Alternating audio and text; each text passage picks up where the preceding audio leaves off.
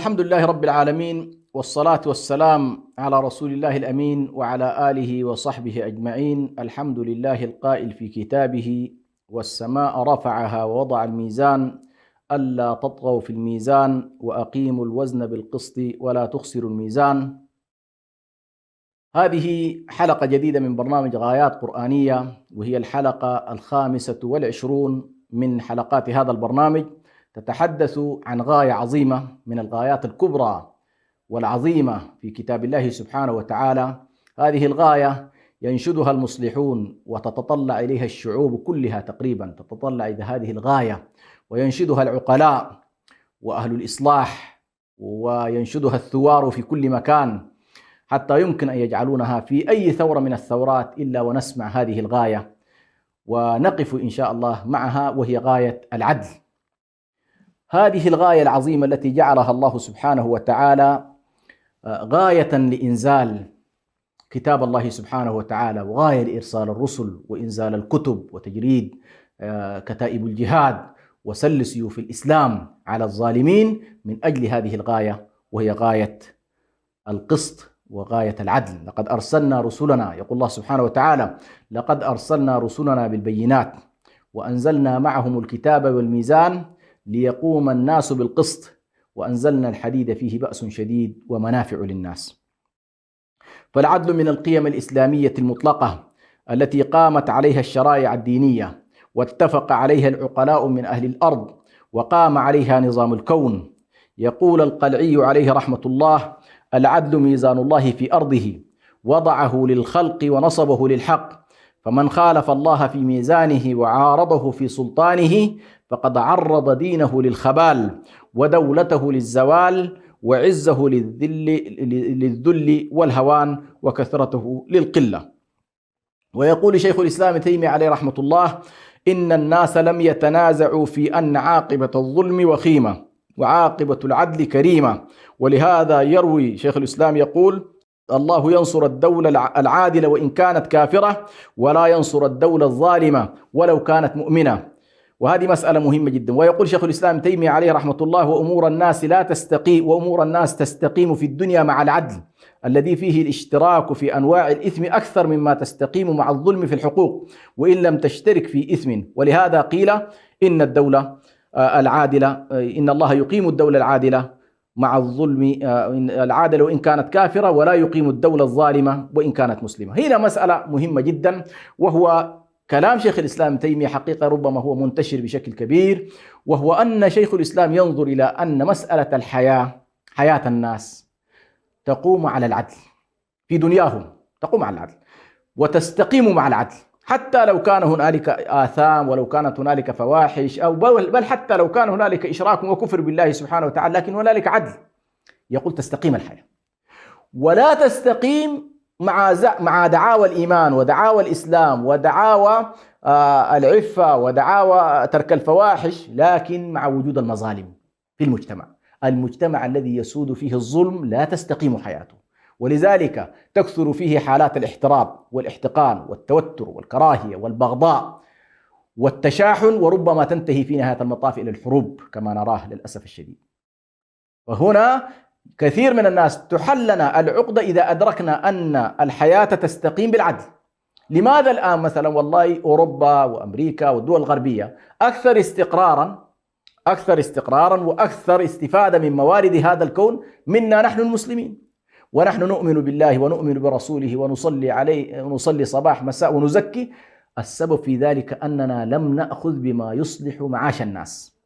قد نكون أخذنا بما ينفع في معاد الناس في الآخرة، لكن ليس لنا في الدنيا من نصيب. لماذا؟ لأن قوانين الدنيا قائمة على العدل وقائمة على القسط وقائمة على الجدية وقائمة على ترك الاستبداد وغير ذلك، وقائمة على منظومة سنن من أخذ بها ولو كان كافرا فإن الله سبحانه وتعالى يعطيه على قدر حاله. ولذلك نجد عند قول الله تبارك وتعالى: وما كان ربك مهلك القرى بظلم وأهلها مصلحون. هنا بعض العلماء قالوا: كيف الله يكون بظلم، يهلكهم الله بظلم وأهلها مصلحون؟ هل يمكن أن يكون في ظلم مع الصلاح؟ فخرجها بعضهم بقوله بأن الله سبحانه وتعالى يتسامح في موضوع الإشراك بالله ليؤخر الحساب في الآخرة، لكنه لا يتسامح في موضوع المظالم البشرية، إنما يأخذها في الدنيا. فيهلك الله سبحانه وتعالى الظالمين، يهلك الظالمين الذين ظلموا العباد، ولكن يؤخر ظلمهم الذي هو الإشراك بالله، يؤخره في الآخرة. هنا تكون المعادلة واضحة عندنا بأن هم نعم الآن ترى كثير من الكفار تستقيم حياتهم، وكثير من المسلمين لا تستقيم حياتهم. لماذا؟ لأن هنالك مظالم بشرية، ليست مظالم متعلقة بالله. إن الشرك لظلم عظيم، هذا سنأتي إليه. طيب، نأتي إلى موضوع العدل. إذا كان العدل بهذا الشكل وهو مهم، فما هو العدل في اللغة والاصطلاح؟ نلاحظ أن العدل له مجموعة من التعريفات، لكن دعونا هنا أتجاوز أنا الإشكالات اللغوية والتعريفات اللغوية الكثيرة. لكن هنالك 5 معاني في اللغة نلاحظها، يعني معنى العدل في اللغة يرد، وكذلك سنلاحظ هذه المعاني نفسها في القرآن الكريم. العدل يعني الاعتدال والاستقامة، فالشخص العادل هو الشخص المستقيم، والعدل هو ضد الظلم. إذا أردنا أن نعرف الشيء بضده، ما هو العدل؟ هو ضد الظلم. ما هو الإيمان؟ هو ضد الكفر مثلا، هذا التعريف بالضد.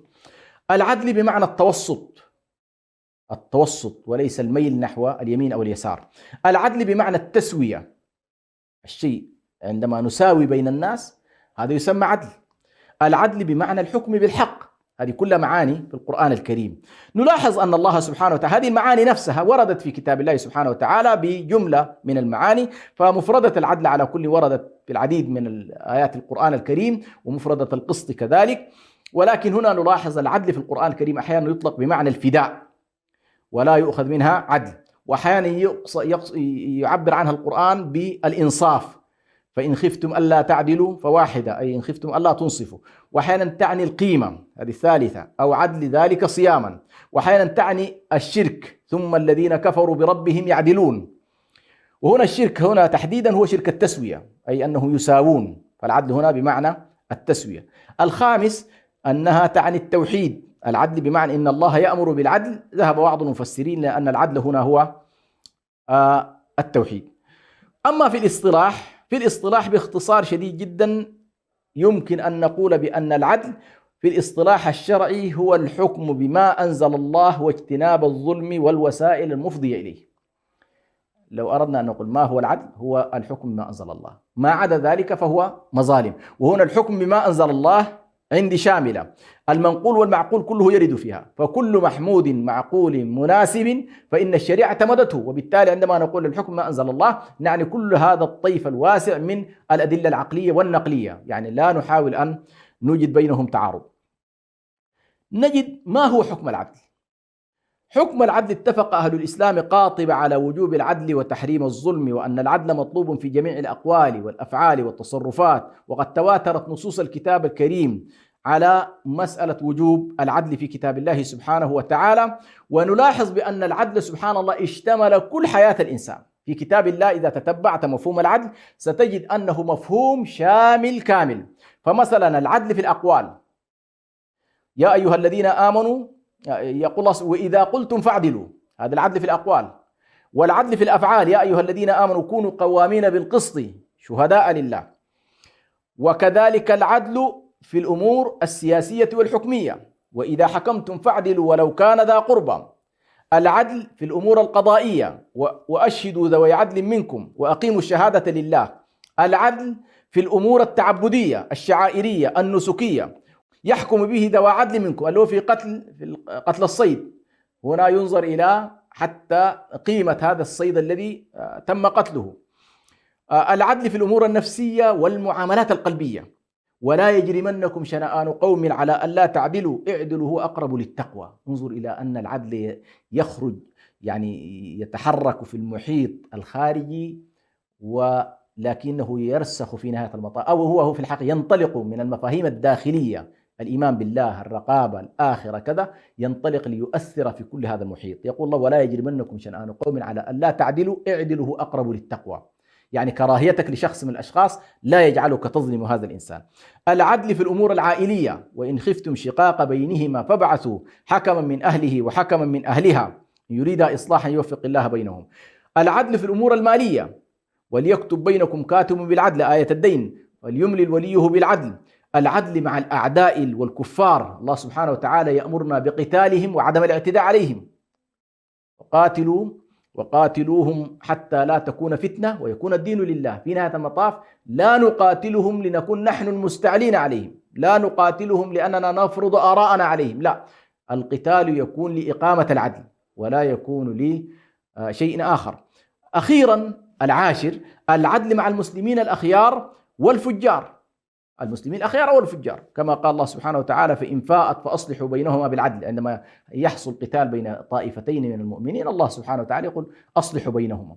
يقول: فإن بغت إحداهما على الأخرى فقاتلوا التي تبغي حتى تفيء إلى أمر الله فإن فاءت فأصلحوا بينهما بالعدل.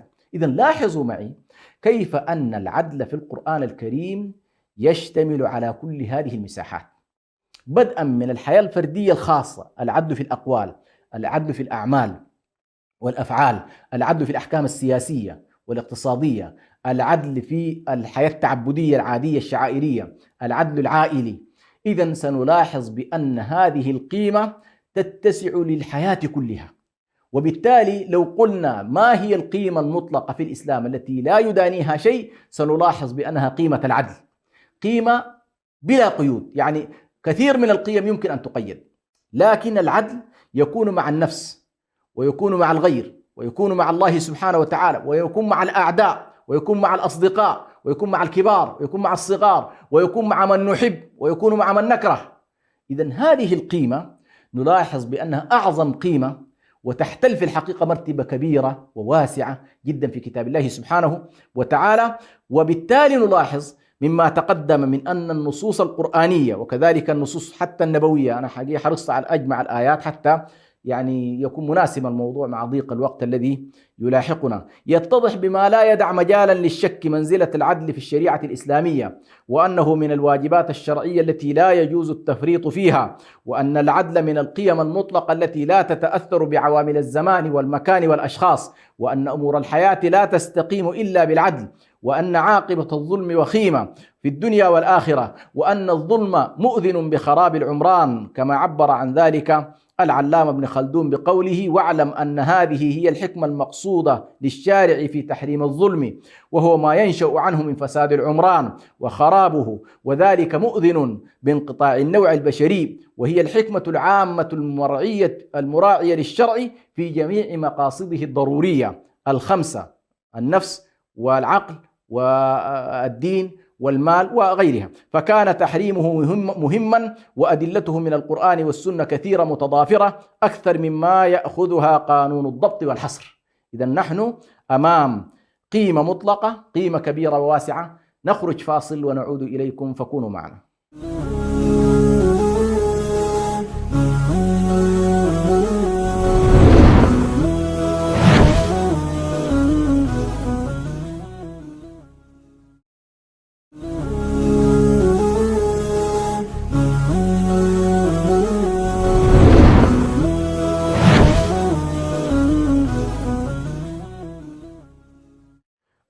الحمد لله رب العالمين، والصلاة والسلام على رسول الله الأمين وعلى آله وصحبه أجمعين. نواصل إن شاء الله فيما كنا نتحدث فيه عن قضية العدل.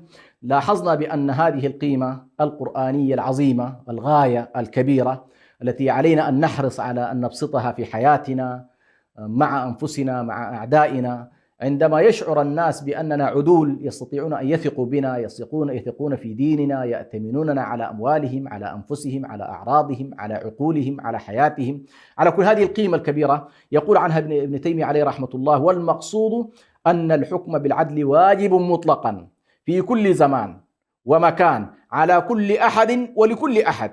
الحكم بما أنزل على محمد صلى الله عليه وسلم عدل خاص، وهو أكمل أنواع العدل وأحسنها، والحكم به واجب على النبي صلى الله عليه وسلم وكل من اتبعه، ومن لم ينتزم حكم الله ورسوله فهو كافر. هذا كلام شيخ الإسلام ابن تيمية عليه رحمة الله. نلاحظ بأنه يبين بأن قيمة العدل قيمة مطلقة عظيمة جدا. ونلاحظ سبحان الله كيف أن القرآن الكريم هذه القيمة تحديدا خصها بمزيد عناية ومزيد اهتمام، حتى في واقع النبي صلى الله عليه وسلم وحياته عليه الصلاة والسلام. فقد تواطأ بعض المسلمين على اتهام يهودي من اليهود اتهموه بالسرقة ورموا المال في بيته، وتضافرت القبيلة المسلمة هذه وأرادت أن تشهد ضد هذا اليهودي، وشهدوا عليه وأرادوا أن يرفعوا أمره للنبي صلى الله عليه وسلم حتى يعاقبه.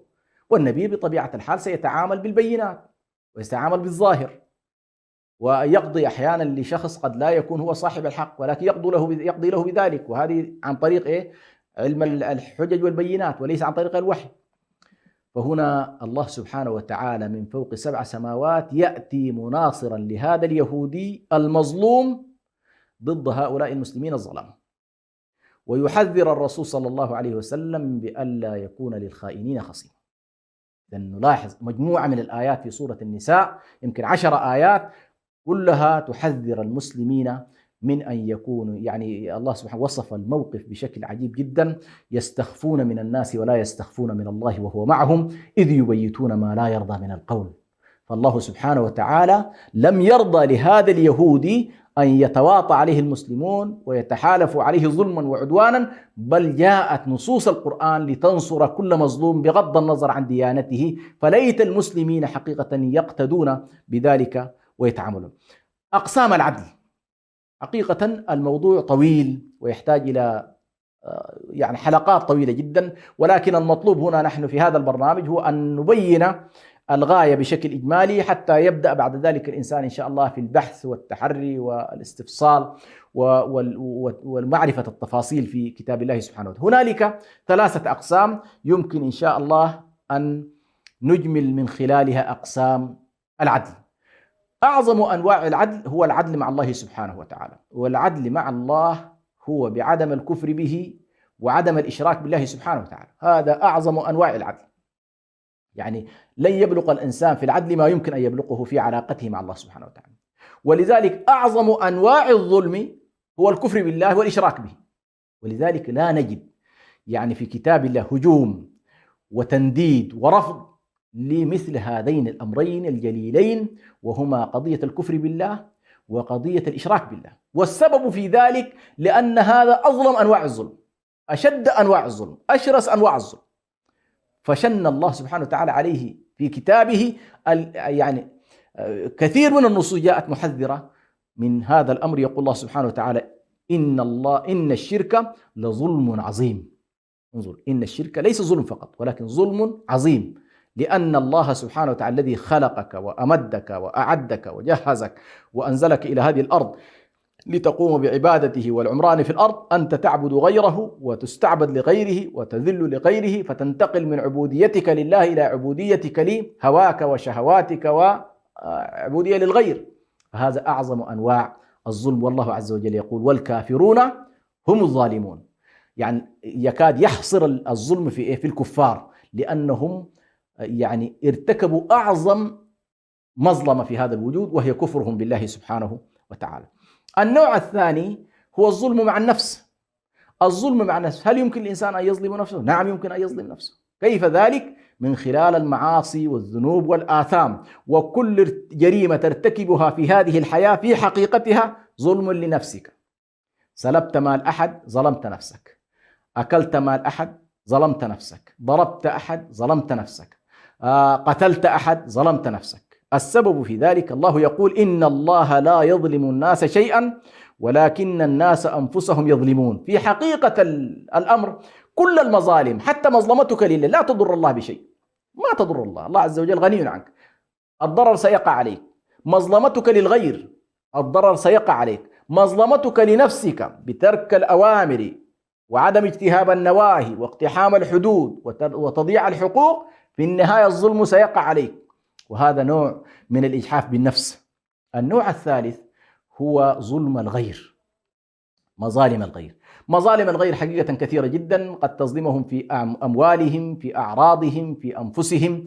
ولذلك هذا مما ينافي حتى مسمى الإسلام. يقول النبي صلى الله عليه وسلم: المسلم من سلم الناس من لسانه ويده، وفي رواية: من سلم المسلمون من لسانه ويده. والمؤمن من أمنه الناس على أموالهم وأعراضهم. لاحظ كيف أن نتائج الإيمان والإسلام تنعكس في السلوك العملي، بأن لا تظلم الآخرين. وأن يأمنك الناس في أموالهم في أعراضهم. فهل والله المسلمين ارتقوا إلى هذا المستوى الذي يأمنهم الناس على أموالهم على أعراضهم؟ يا قد كان المشركون يأتون إلى النبي صلى الله عليه وسلم ويثقون في أمانته مع اختلافهم معه في الدين. كانت الأمانات توضع في بيت النبي صلى الله عليه وسلم، ويوم أن كان يريد الهجرة عليه الصلاة والسلام أعطى الأمانات لأهلها. كان بإمكانه أن يقول هؤلاء المشركين المجرمين الطغاة الظلمة أخذ أموالهم وأتقوى بها على طاعة الله وأتقوى بها على الجهاد في سبيل الله، لا، النبي صلى الله عليه وسلم رأى أن هذا السلوك ليس سلوكا إيمانيا ولا أخلاقيا، فأعطى كل ذي حق حقه، أعطى كل مال كان مؤتمن عنده رده إليه، ولم يجعل اختلاف الدين بينهم وبينه سببا لأنه يسطو على أموالهم ويأخذها. هذا للأسف الشديد كثير من الناس الآن يخطئون أخطاء فادحة في هذا الاتجاه، فتجدهم يقعون في المظالم ويقعون في الأنفس ويقعون في الأموال ويقعون في الأعراض مما لا يرضاه الله سبحانه وتعالى. على كل، فيما يتعلق بظلم العباد، هذه المسألة سأحاول أن أقف عليها من منصتين أساسيتين، خاصة في النظام العام. لا أتكلم هنا فقط عن المستوى الشخصي بمعنى الظلم الذي يطال النفوس فقط، ولكن أريد أن أتكلم في الإطار العام، لأنه نحن في بلاد الإسلام تنقصنا هذه المسألة، مسألة الظلم العام. العدالة المطلوبة في الإطار العام يمكن أن أسميها عدالة توزيعية وكذلك عدالة قضائية.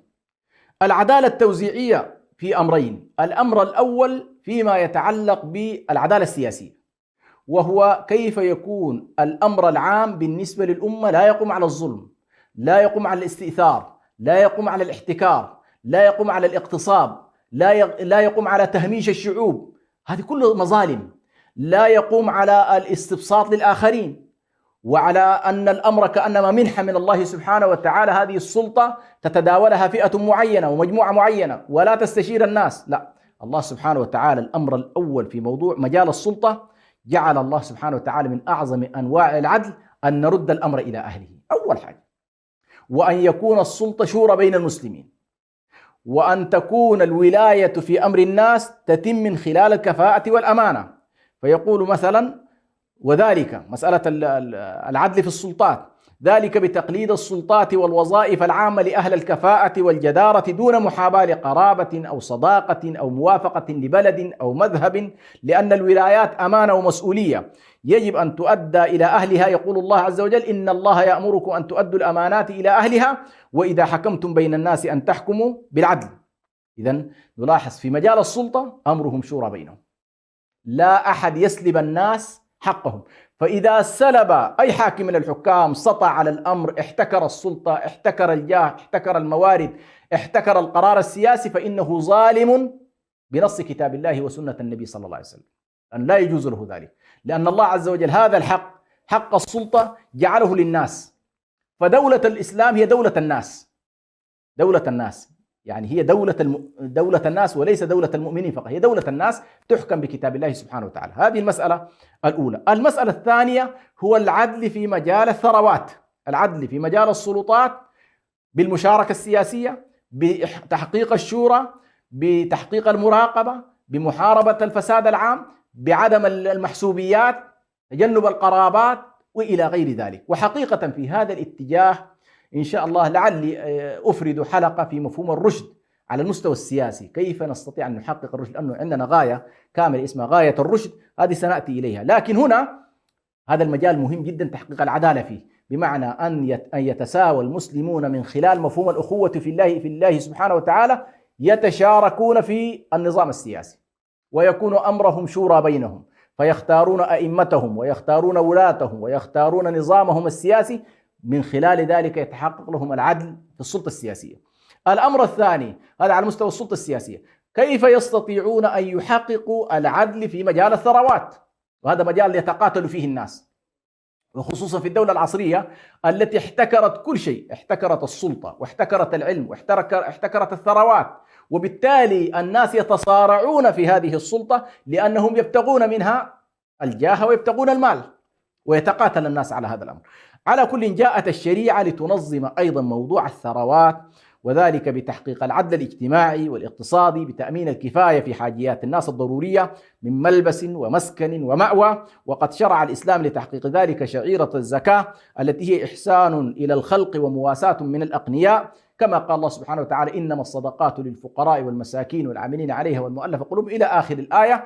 كل ذلك حتى نستطيع أن نحقق أكبر شراكة في المال. أيضا الإسلام في رؤيته الاقتصادية لا يذهب إلى فكرة الاحتكار وفكرة التكنيز أو الكنز وفكرة ما يعرف الآن في النظام الرأسمالي بتراكم الثروات. فالمنظومة الرأسمالية تقوم على فكرة التكدس، حتى لو انتهى الأمر، التكدس المالي ينتهي بنا في النظام الرأسمالي إلى 5 أو 6 عوائل تحتكر المنظومة العالمية في الاقتصاد وتحتكر 95% مثلا من ثروات الشعوب والأمم. الإسلام يذهب إلى فكرة التفتيت والتفكيك والتوزيع لأكبر قاعدة من البشر. حتى في نظام الشراكات لا يذهب إلى أن تكون والله هنالك شركة قابضة تستطيع السيطرة على كل موارد الناس، لا، يذهب الإسلام إلى فكرة التوسع الأفقي في الثروات وتوسيع قاعدة المنظومة الوسطية في البشر، يعني طبقة الأغنياء المرة توب هذول تقلل منهم وتقلل من دوائر الفقر المدقع وتقلل من الغنى المضغي، فتجعل الطبقة الوسطى هي الأوسع.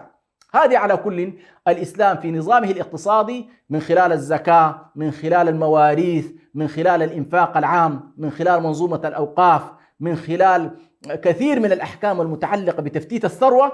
تلاحظ الذين لا يستوعبون الآن مثلا فكرة المواريث بشكل صحيح يحدث لهم إشكال، لكن الإسلام يقول لكي لا يكون دولة بين الأغنياء، يعني حتى لا يتحول المال إلى حركة تداول فوقي، فقط الذين يحتكرون المال ويتداولونه مجموعة من الناس عبر البورصات، وبقية الشعوب كلها تعيش حالة من الفقر. هذا النمط من أنماط الظلم، والرأسمالية الآن العالمية تحتل في هذا الاتجاه الطاغوت الأكبر الذي يجب الكفر به. الله سبحانه وتعالى يقول: ومن يكفر بالطاغوت ويؤمن بالله.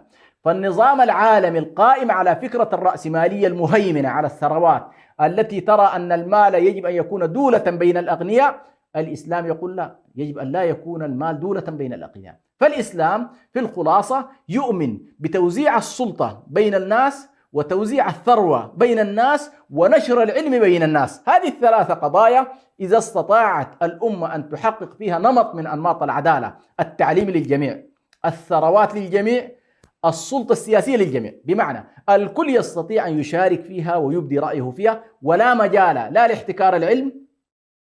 وهنا احتكار العلم طبعا قضية واسعة جدا، والمظالم فيه لا تطاق. يعني الآن لاحظوا مع أحداث كورونا هذه ظهرت لنا كيف قضية احتكار العلم تلعب فيها شركات وتحتكر وترفع الأسعار، وممكن منظومة الشعوب كلها ترتبك بسبب أنه والله هنالك شركة من الشركات تريد أن تنزل مثلا علاج معين، وهذه الدولة ستدخل عليها مليارات من خلال هذا العلاج. فعلى كل احتكار العلم محظور، احتكار الثروات محظور، احتكار السلطة محظور.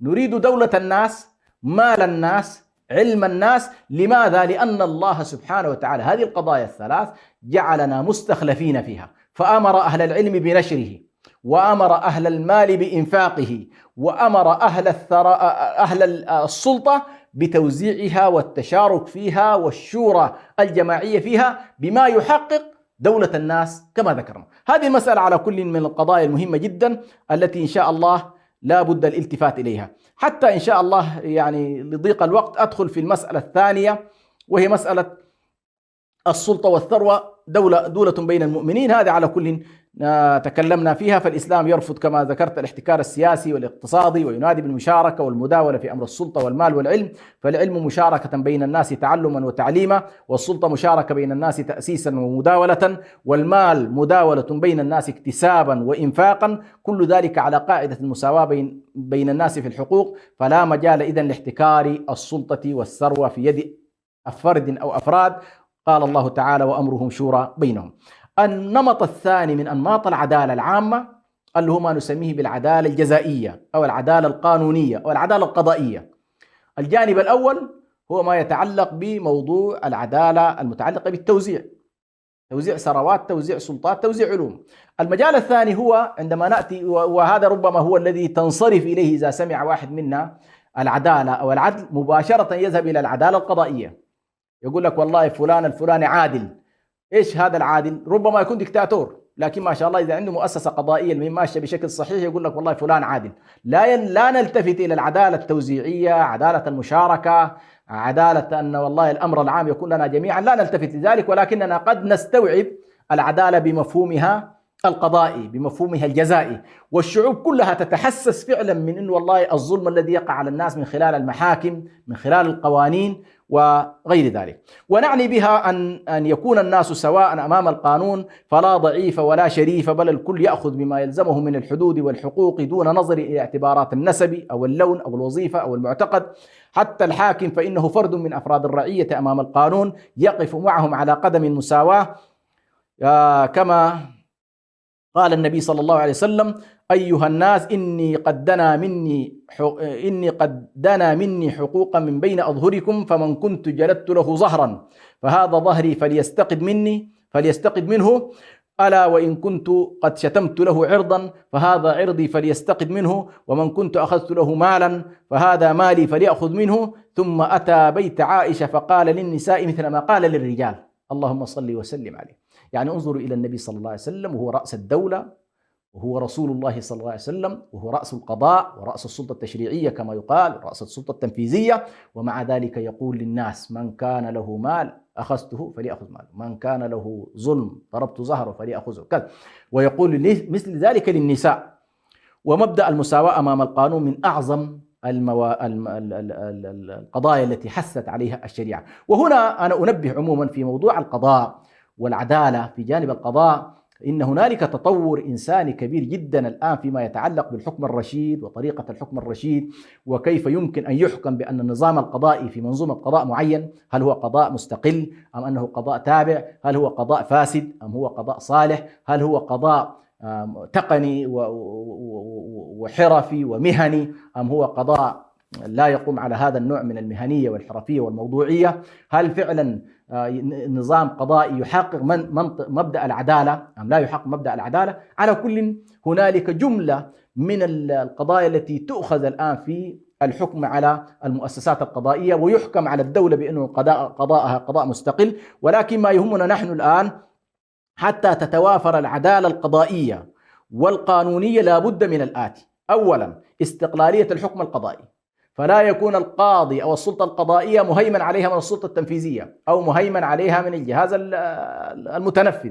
هذه مسألة لا تحقق العدالة، وبالتالي العدالة القضائية تتطلب استقلال في هذا الجانب. النقطة الثانية يتطلب كذلك أن يكون هنالك إلزام في القوانين في القرارات القضائية واستقرار في الأحكام القضائية، وأساس الأحكام القضائية أن يكون البينات الظاهرة. على كل بضيق الوقت إن شاء الله نكتفي بهذا القدر، ونسأل الله سبحانه وتعالى أن يعيننا وإياكم لما يحب ويرضى. والسلام عليكم ورحمة الله وبركاته.